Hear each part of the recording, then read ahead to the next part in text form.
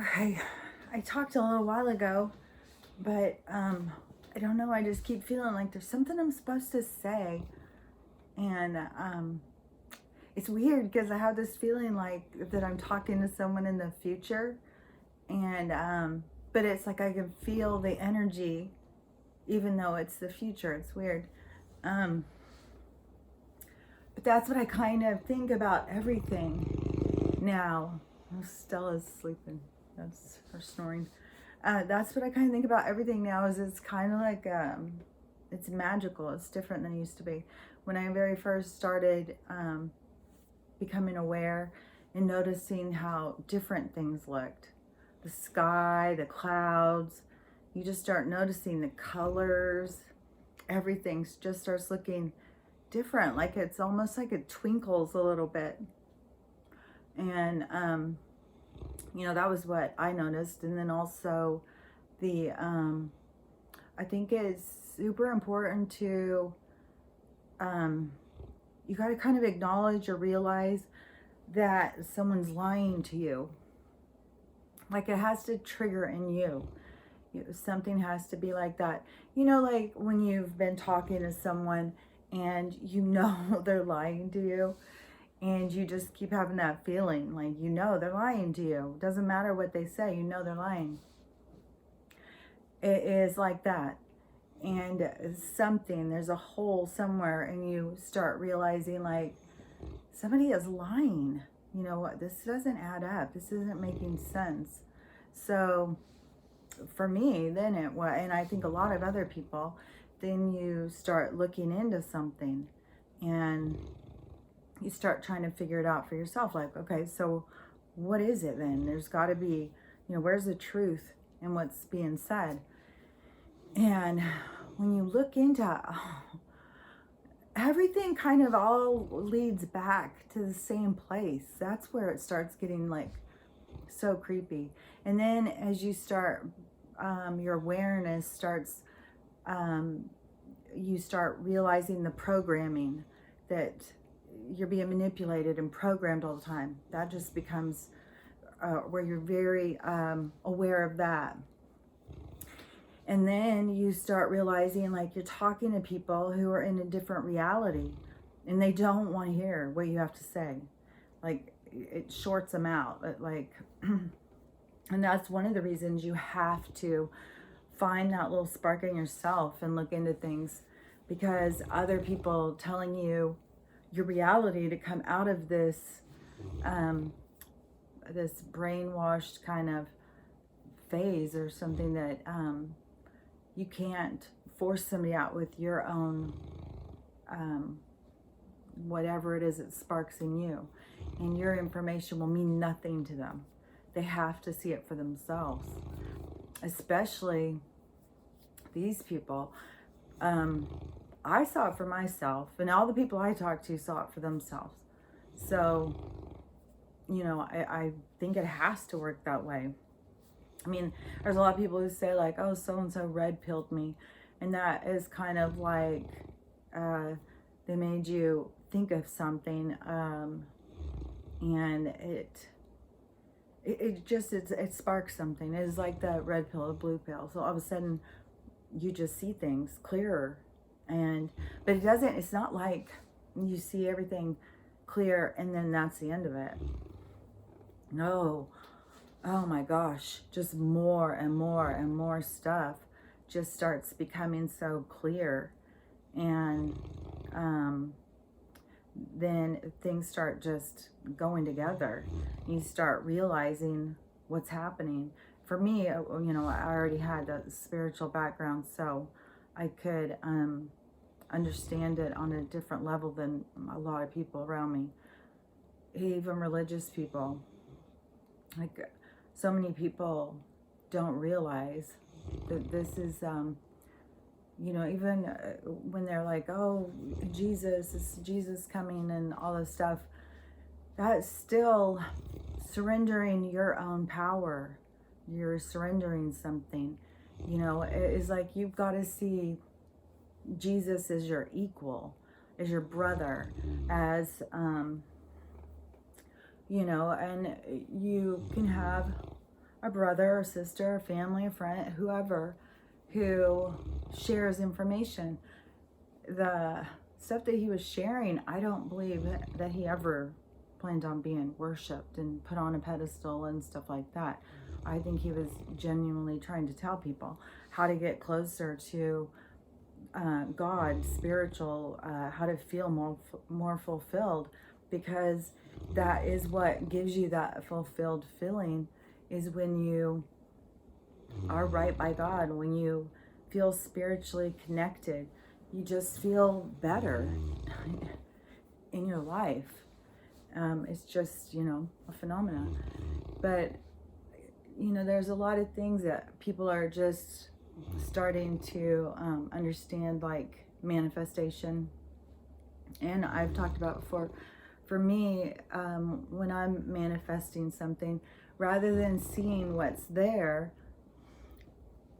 just for instance, like say I just had a little tiny TV and it was just sitting on a little box, and I could sit there and just feel sorry for myself and constantly think about that little tiny TV on that little tiny box.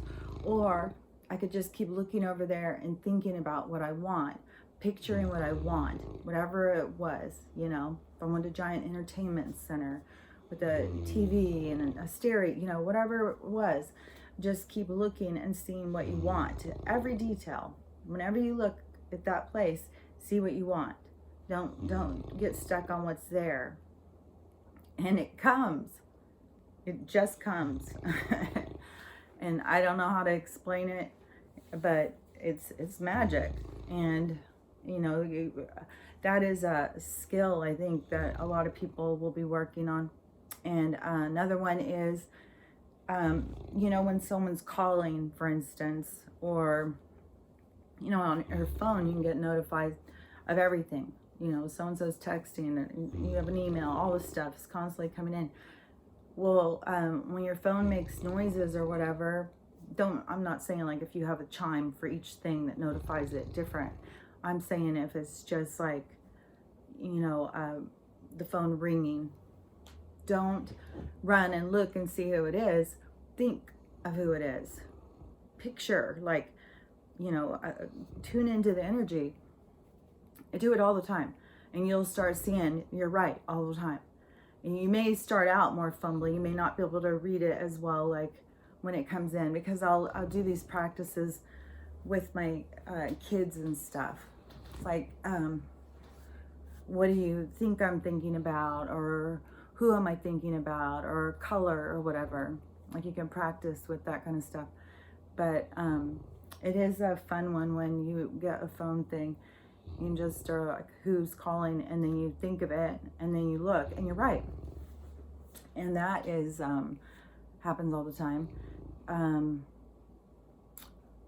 Another one too, when you are trying to understand your it is your consciousness, I guess is what I would say. But imagine yourself, like find a place in your house that is in a different perspective. Like for me, I have some shelves with some little things on them. So I can imagine myself on the shelf looking down and imagine what you see. Like you can do it with your eyes, however you do it. I mean, you can leave your eyes open and still look inside and see just like you're looking outside. So, but you go up there and you sit and you can look down from up there. And it's interesting. One time I was walking through a field. I don't know where I was going. Seems like I was outside at an outdoor concert or something.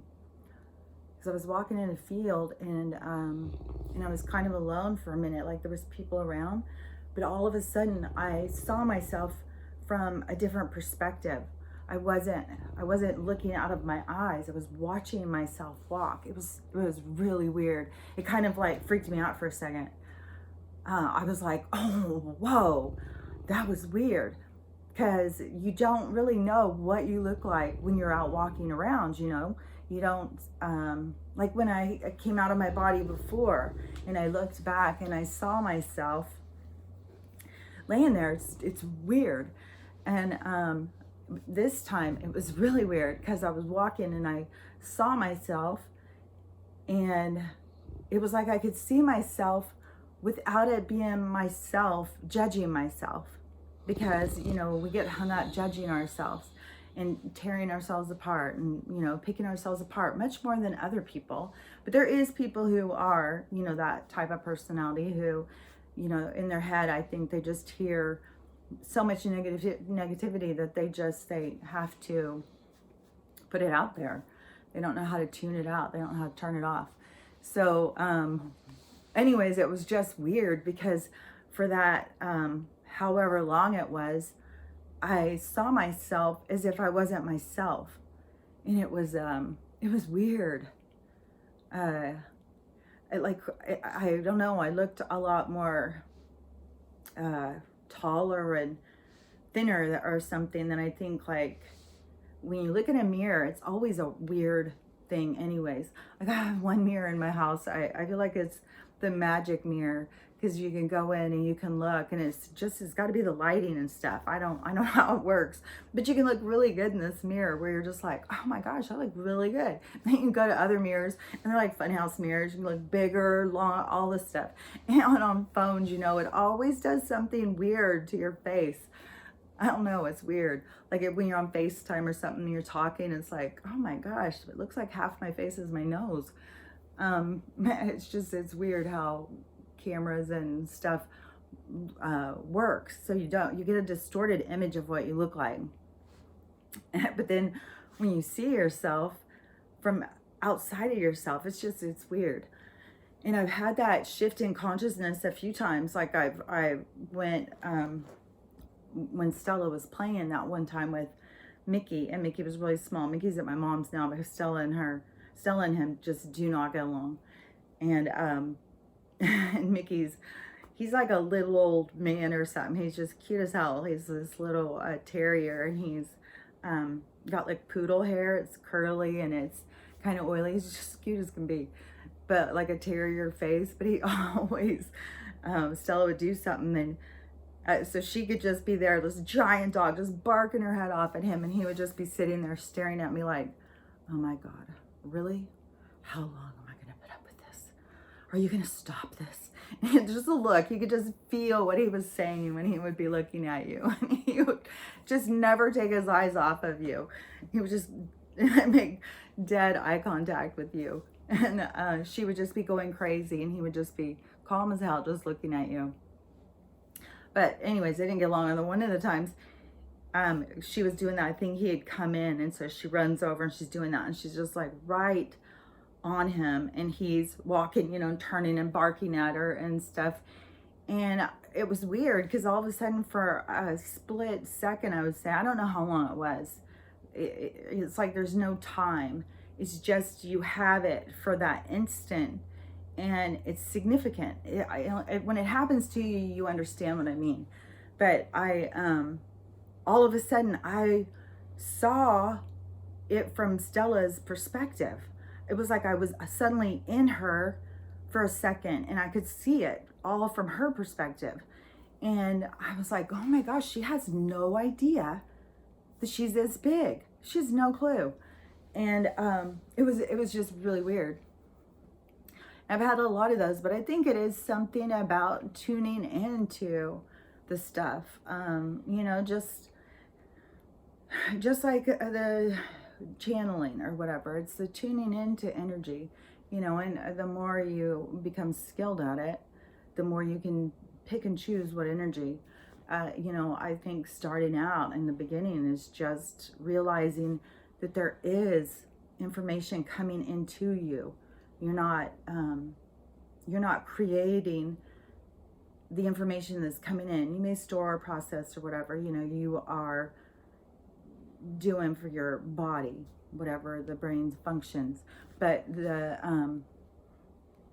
it's not just to come up with new stuff all on its own, but it is like a receiver. Like you have information coming in, and you have to be able to realize that, to be able to pick and choose. It's like choosing your channel. on TV. You know, are you going to watch the History Channel all day? Are you going to watch Bravo, ESPN, you know?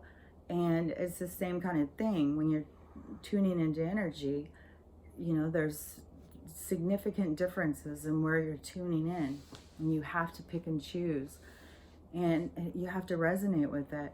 And I can't say like, oh, you've got, like, for me, my standard is it's got to be of love and light. It's got to be for my best interest. It's got to be for the best interests of human growth and mankind and stuff like that. But, you know, I don't know everybody else's journey. So I don't know what information that you need to, what your purpose is, what you're here to grow, because not everybody is here for the same purposes. I have this heat pad on because it's freaking cold. It's burning my butt off. It's still cold though. Ugh, it's really cold. I've only got a few pieces of firewood left, and try not to just burn them all the time. I can get some at my neighbor's, but you know, I kind of feel like, you know, it's kind of weird why we think we have to be so comfortable all the time. Why?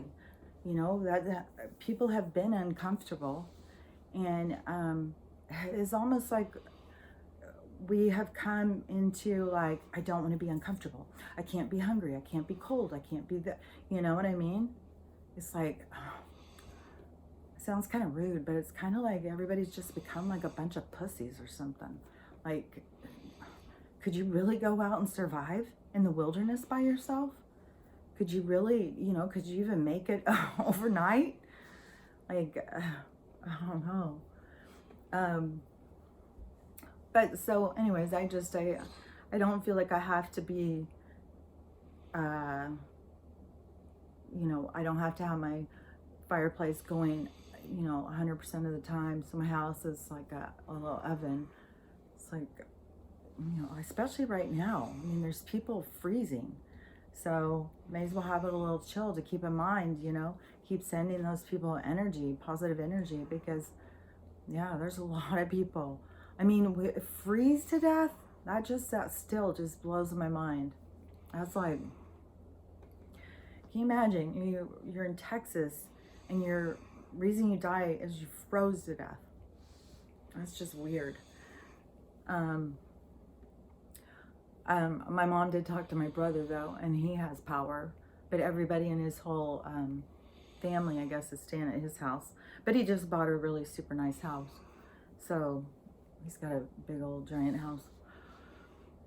But my one aunt, she has all of her pipes busted and her basement flooding, and she has really nice stuff. She had one of those like fancy stores that was kind of like shabby chic. I would say her style is like really cute, you know, all pink and white. But so she has really fancy stuff, and now all down in the basement. She was out all night the first night, and you know, I feel horrible for her. I am glad though, because this whatever's going on, it has stopped them from being able to get anything put into their body, because yeah, that needs to stop. I'm just super happy to think about these med beds just coming right in. You know, the whole thing with the financial system, like the collapse, when this all collapses, as the dollar collapses, there's going to be people that are going to panic because they have no clue. The manipulation is so deep. But, you know, we want the collapse to happen, because that collapse that's their broken system. You know, it wouldn't have fallen apart and collapsed if it weren't for their own greed and corruption. Then it could have kept going, but you know, their whole system was keep us enslaved, and they, you know, profit and live in mansions, buy islands and yachts, and travel around in boats, tell us we can't use gas. Well, they're out just doing whatever, living. We're all sitting here, you know, feeling like I mean, we all struggle, and then it just blows my mind, like these commercials that come on. The other day, there's one that comes on, and it is something about, yes, we've got your child for you. Her name is Mandy, and there's just one problem. She's gonna have to have both her legs amputated, so you're gonna have to be a really good person. You know what I mean? And it's like, oh, what? I'm gonna just turn it off.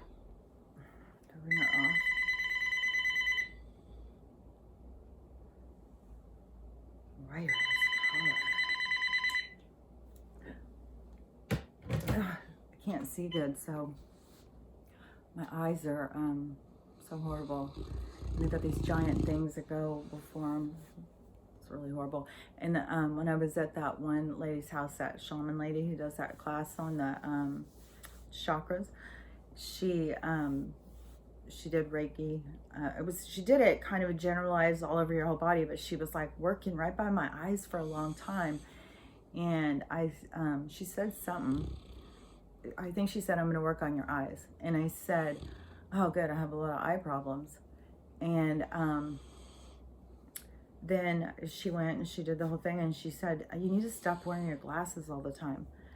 And because sometimes, like, I'll have reading glasses, and then the top part, they make it so you're not just having those ones that are like this, and you're trying to look over them and pulling them up and down. They'll do these ones bifocals, but they have to do the top to have some kind of a thing, so they'll make it where it's just a little bit sharper. So anyways, your eyes become dependent on that. And so I was having a lot of problems with them going double, and I couldn't see and stuff, so I've taken them off. And when I'm trying to read things, then it will still be like hard to see, especially certain colors. But it is still, it's doing so much better. I do feel like my eyes are strengthening, not wearing them all the time. So I recommend that too.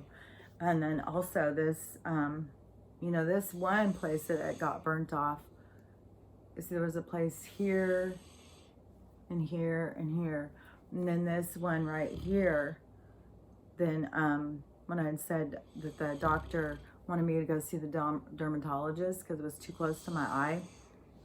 So I went to the dermatologist last week, and when I was talking about, I went into the invasion of the body snatchers. That's what it feels like.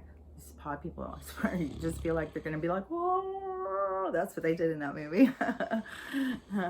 And the people would have to sneak around, and they would have to act like zombies like the rest of them.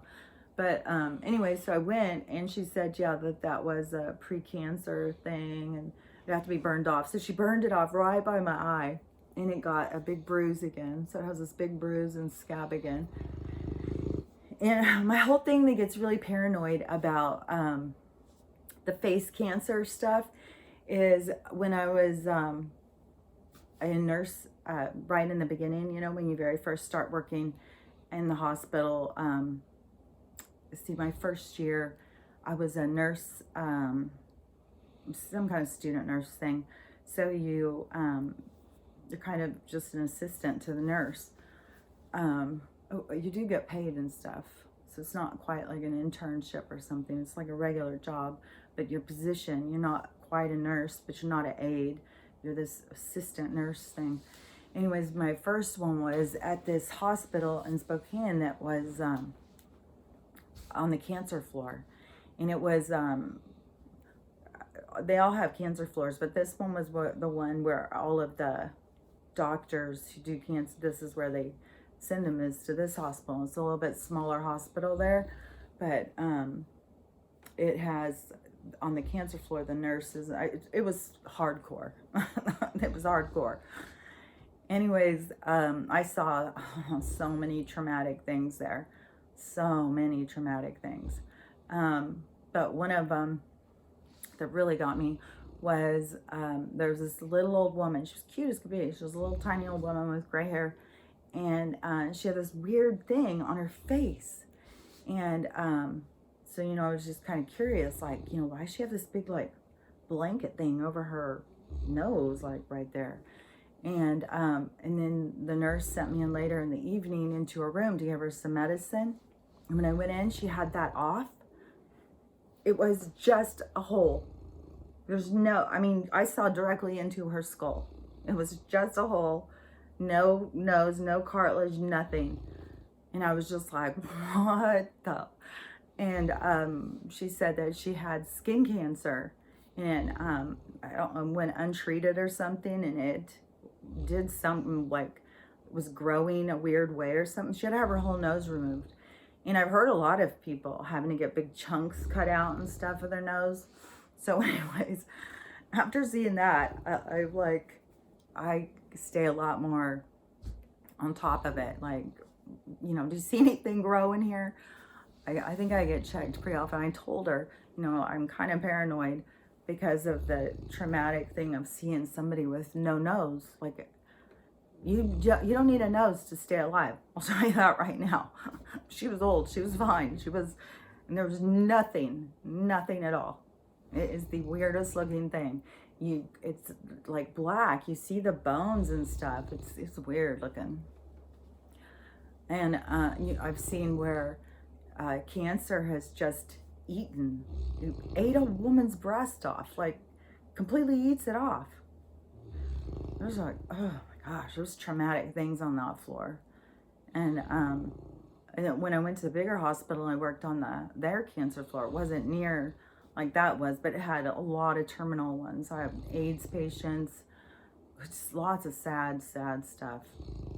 You know, I've seen people who had lung cancer who never smoked a day in their life. You know, young people who had nothing wrong with them. You know, when they suddenly get like a pain in their leg, kind of blow it off, and then, you know, finally go in after a couple months and they have to get their leg amputated. The cancer is metastasized. It's in other parts of their body. It's like, that's the thing is, when you go to these different perspectives like that one of going and working in the hospital and seeing people die and stuff, you do see it is, I mean, it makes no sense. The only sense it makes is that there's a rhyme or reason for it.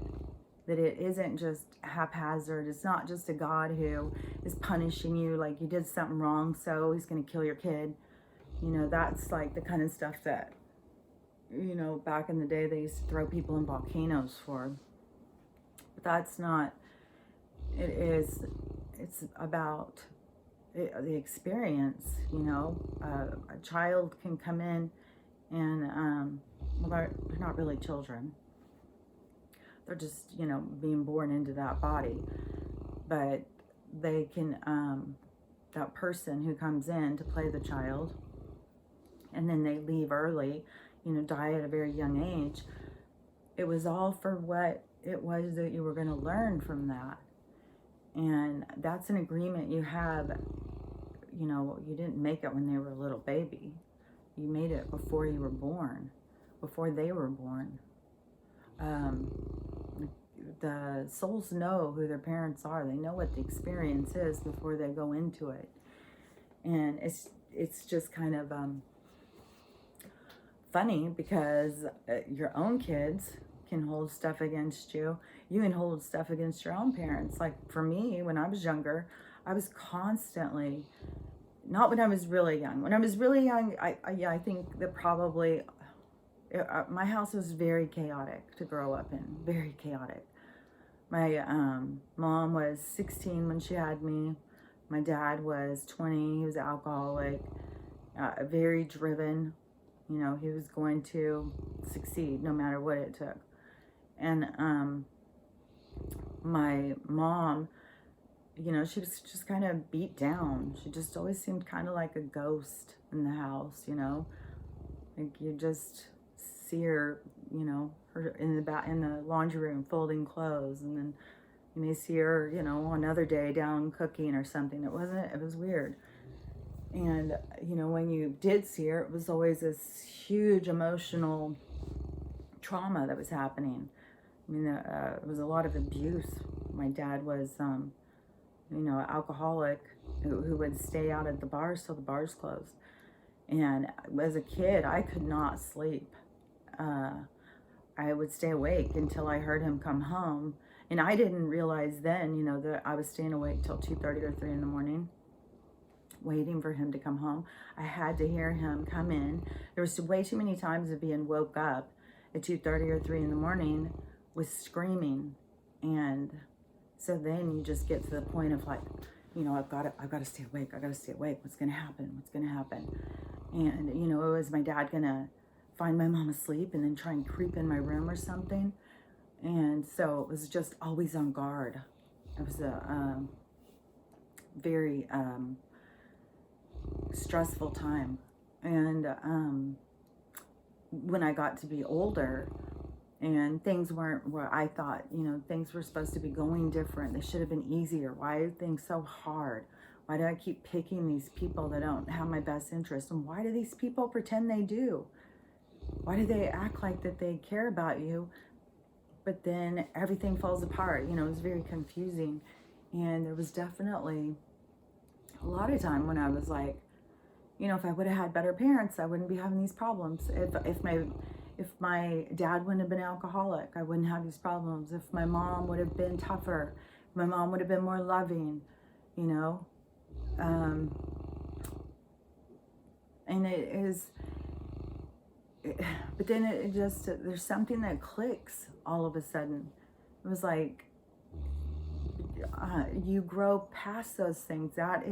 Those were your obstacles. Those were those like if you're running a relay, those white things that they put up and you have to jump over them. Maybe they're called obstacles. I don't remember.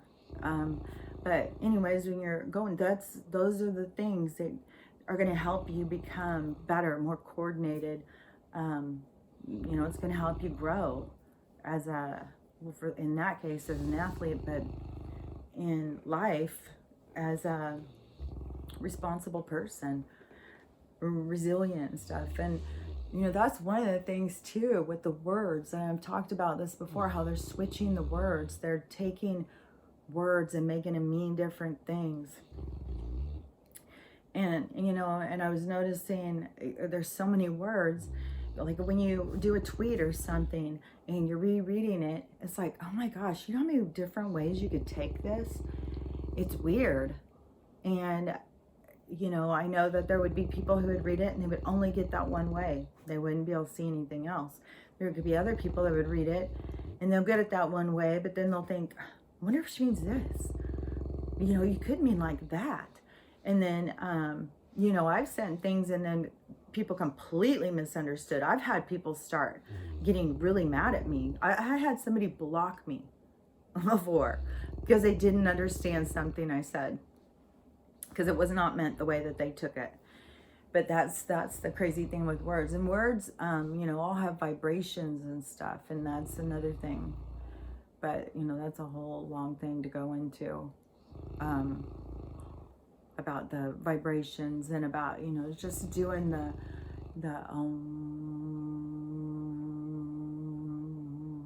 you know, you can just, but you can do that with a lot of, there's other words you can do that.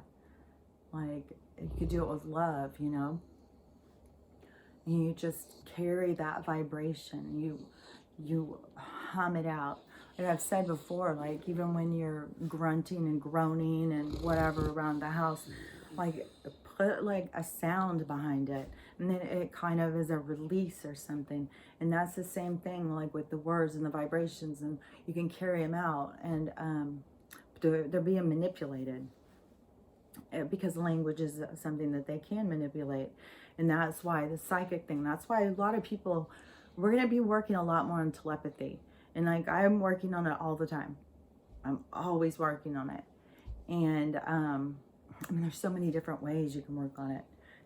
You know, just picture somebody, keep picturing them and telling them to call you. And you know, there's just different ways, and then you'll see all of a sudden they're going to call you. You know, it's kind of a fun thing to start trying to understand And there is going to be a lot of communication. It's not like it's going to be tomorrow. I mean, the people have a lot to learn. They have a lot of stuff first they have to unlearn. They have a lot of stuff to get over and start, creating themselves and developing in themselves. Like, there's going to be a lot of stuff, but it's going to be, years down the line. But, starting to practice, knowing where you're going, it's not going to hurt to practice, because it is going to be, it's going to be another language. But there is, like, how many times, this happens to me all the time. As soon as somebody starts telling me something, I already know what it is they're going to say. I already completely feel it. I already know. I understand it. You don't need to further explain it. But they always feel they have to further explain it. And, the people can go in great depth about the explanation. And then you're like, okay, so they must just need to get this off their chest. They just need to talk it out, talk about it. But essentially, already. You can pick up on it. You can go and be around someone and know when they're upset. Or you can tell when they're upset with you or when they're upset with someone else. There's just so many things and signals, and that's part of, us becoming aware of one another, aware of how we relate to each other.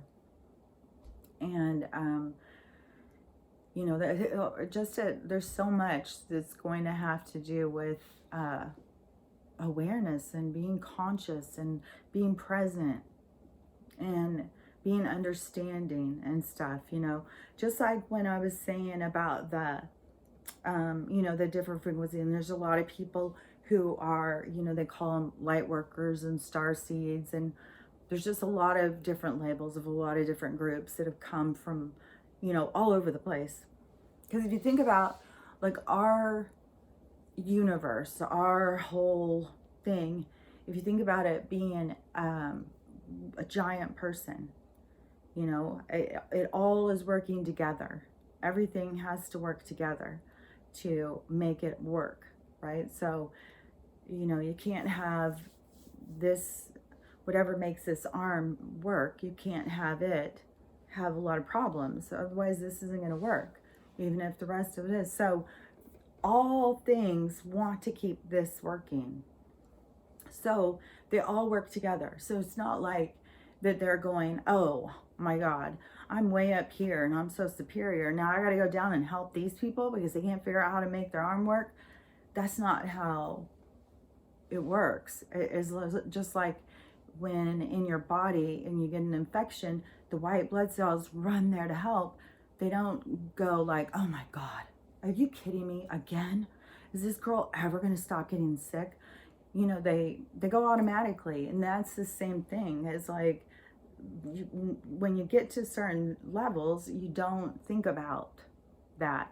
I think a lot of things that we think are real are just perceptions of a three-dimensional thinking, and they're not how we feel outside of here. So, all these souls that are up here in these other higher realms and higher frequencies and have a higher resonance, when they're coming in, they're coming to raise it, to help, to show things, to expand thinking and stuff. They're helping raise it, elevate.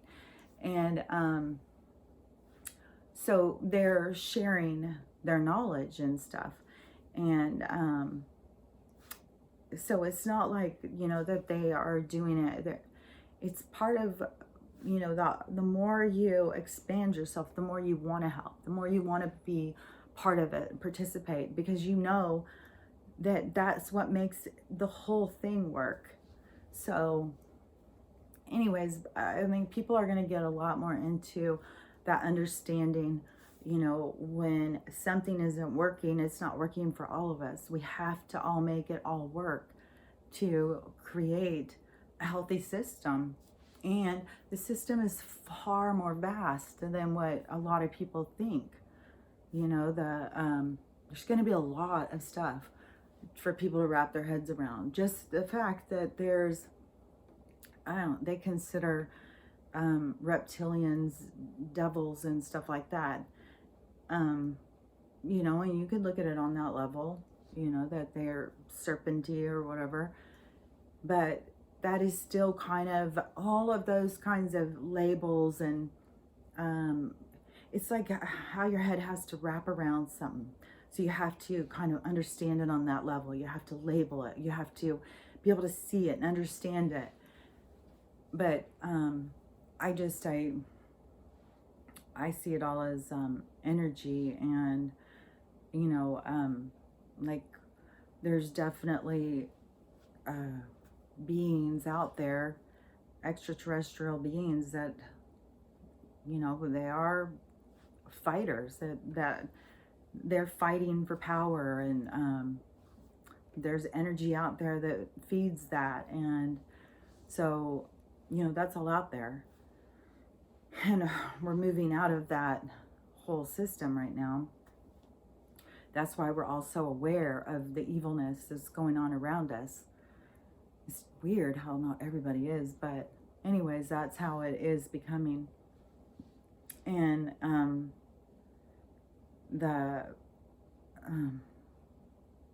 what was I going to say? Well, to me, I just don't see things on this kind of, you know, if you are here, you're an angel. That is a perception. That is a label that someone's giving. It's an energy, and it is for all good. It is for the better of mankind. And that's another thing too, is you can also just be, you know, you could be a soul that, you know, hasn't ascended and descended and stuff, but you are still tuning into that energy. A lot of souls don't understand about some of the stuff though, until you have, this is going to bring them into the understanding. Like,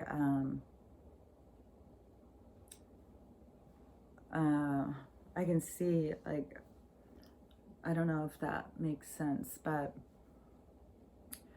that this ascension is, this transition is going to help a lot of souls go up a huge level. And the ones that are there trying to help propel and bring these people forward, you know, all have their own reasons for doing so. And so when it is going to these souls that are I don't want to say relying or needing to be propelled, it's not like that, because that they would be here and that's what they wanted. They're willing, they want to do that. They're not like someone's forcing them to move up. They came in as a soul saying, you know, I want to take this opportunity. From what I understand, there's so many people who wanted to be born at this time on this planet, because it was going to be so such a growth experience and stuff. But so there's souls that are, you know, kind of riding the wave with some that have had more experience, that have ridden the wave before, I would say. But, you know, that doesn't mean that they're saying like, well, I'm an expert. There is people out there who are saying that kind of stuff. I will acknowledge that there definitely is people out there saying that they, you know, that they are advanced, you know, that they have communication with advanced beings, that they know what's going on and blah, blah, blah. And you need to do this, you need to do that. And I tend to stay away from that. But anybody who tells me like, you need to do this, you need to do that right away, I'm like, no, I don't need to do. I need to listen to myself. And that's what I tell everybody. Don't listen to other people. Listen to yourself. And, you know, if you're trying to understand stuff about the universe and about, you know, what your soul is and what other people understand your soul is and stuff, I'm not saying go listen to the people that I think, you know, see things the way I see them. I'm just saying that those people seem to have really good information, and you might find something that also resonates with you, but you're going to be on your own journey. I said before, there's lots of people out there saying a lot of different things. I would just say, don't, if somebody's telling you, you have to do this, you have to do that, you have to eat this, you have to do all that stuff, that is to a sense of control. That's not what any of this is about. It's not about, it's about you finding your own control, you getting connected with your own self. It's mind, body, spirit. It's you. It's not anybody else's. And that is the biggest thing that I would say to anyone out there, is to just don't get caught up in thinking someone else has the answers. Someone else can save you. Someone else can help you. That's not what this is about. This is about sovereignty. This is about you claiming your own self, your own sovereignty, your own responsibility for self. That you aren't a victim. That you are a powerful being, and you embrace your experience, and you understand it, and you however you want to focus on it. I mean, some people just want to focus on life and living it. Some people want to understand outside of life what's going on and stuff. So it's all a personal experience. That's why nobody can tell you how to experience your experience. You have to learn to embrace your experience. And it bothers me that there's people telling you that you have to do this, you have to do that in order to do that. No, I can share my experiences of ways that helped me to be able to become more what I would consider, I guess, to be enlightened, of understanding, enlightened in the way of releasing a lot of negativity, the ties that bind us, that hold us down, the paradigms that destroy us, but we box ourselves in with all of these ideas of expectation of other people. So releasing that, letting go of it, becoming your true authentic self, that is enlightenment to me. That is, being in charge of yourself. And so that to me is the aim. And, none of us need a savior. We don't need another Jesus to come down or something. We don't need another Buddha or something. We need to go in and we need to find that in ourselves. We need to connect with God, our own self. And, so I can share the ideas and the ways that I do that, the things that I had to do to get over some of the stuff, and, just say that, yeah, you're going to go through some stuff. That you're going to have to face some dark sides of yourself, and it's okay. Don't get caught up in that something's wrong with you. There's so many things that we haven't been taught, and it's going to be significant just learning about how to control the energy and stuff that's coming in and coming at you all the time. So there's this is just going to be a big old learning curve. And just don't get caught up in feeling like you're failing or something's wrong with you and you're a bad person. You are, you got to override all that stuff. You got to just start seeing yourself for the beauty that you are. And, they've done so much to try and destroy that for people. And it's super sad, but you can find it. It's going to be what this journey is all about. And, it's going to be you who has to make it fun, who has to make it interesting and exciting. And, it's going to be a challenge. It's definitely going to be a challenge. But, everyone can do it, and you're here to do it. You're not here to give up. And as a soul, you are here to power through. And if you have people who are around you who are dying, don't get caught up in thinking that they're gone forever. I'm not going to see them again. They're right there. They're right there next to you. Tune in to them. They're there talking to you. They're there. You've got a team around you all the time. You know, I don't know if that's very comforting when you're taking your clothes off and, you know, doing gross stuff in the bathroom. You know, I don't think they all come in and sit and watch you, but I definitely do spend time entertaining them. You know, I enjoy it. I like to turn on the music and dance and do little performances for them and stuff. And, you know, I have fun with them. And, you know, it's my windows too. Like, I'll turn on the music and I'll be dancing. And sometimes I feel like that the windows are a TV. Like, I'm on this, doing this whole little skit. I don't know. You got to create your own fun. You got to make your own fun. You know, you have to make things what you want them to be.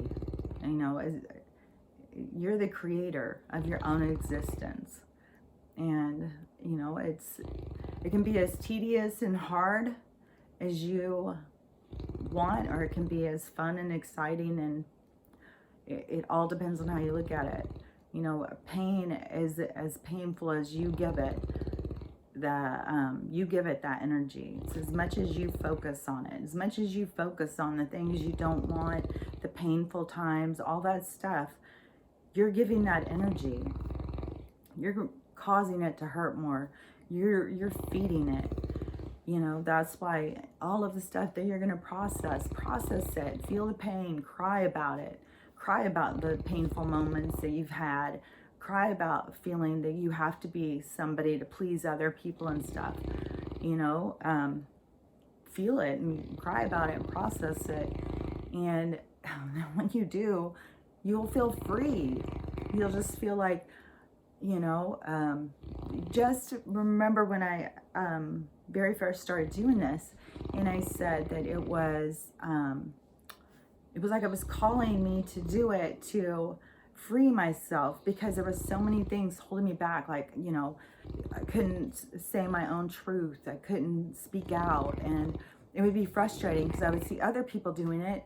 And sometimes I would hear people talking, like spiritual people or whatever, you know, I'd hear people talking, because at the beginning of the thing, before the censoring started, you could go in and there was tons of groups and stuff.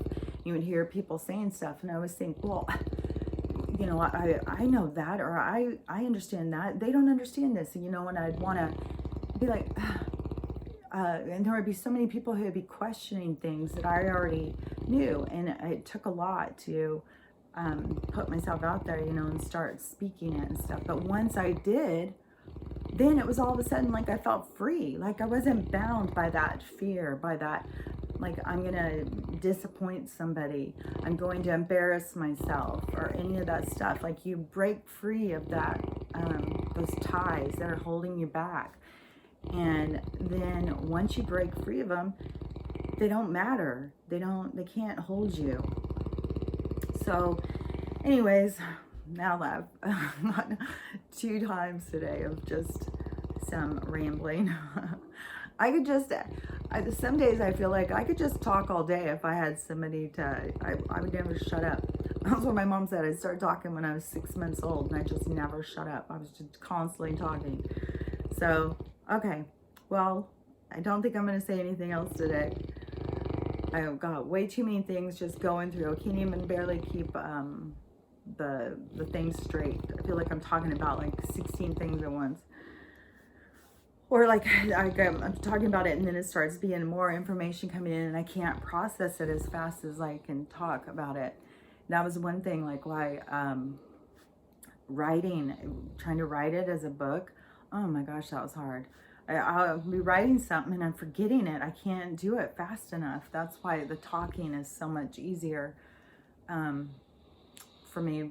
Even though if I forget words, I say the wrong words or whatever, it is just, at least I release the thought. Like the energy is out of me, you know. I gotta say what I needed to say. So, okay, well, I'll talk to you later. Bye.